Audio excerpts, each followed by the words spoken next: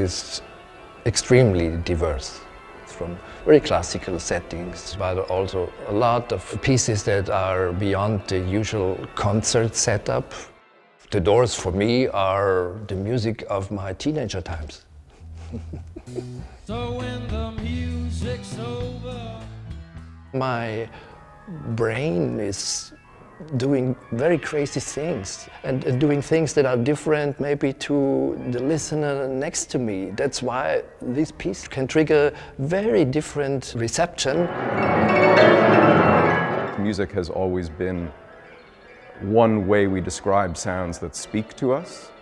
And so here you get a kind of radical reimagination of that from a machine and a source that you know very well is not talking, not speaking, you know, and nonetheless is.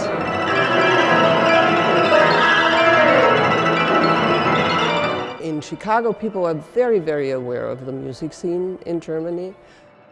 If we can really present the music and present the person behind the music. So this electronics devices was developed by, especially for the piano player. A lot of work went in how to build these fingers, and these fingers are electromagnetics.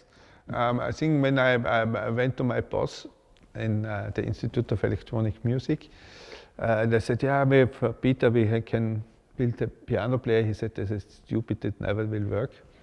So I built it at home.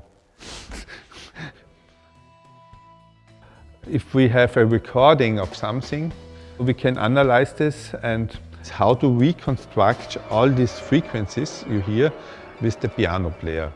And this is a procedure which Peter Ablinger calls Quadraturen. When I make music, it's never just music. It's always also about music, like a view from outside on it. And the idea of music's over gives me such a view, an utopian possibility that music is gone. We don't have music anymore, but we still maybe have a historic look on it, or we have a desire on something that we have lost, or we have empty philharmonic halls for which we don't have a use anymore.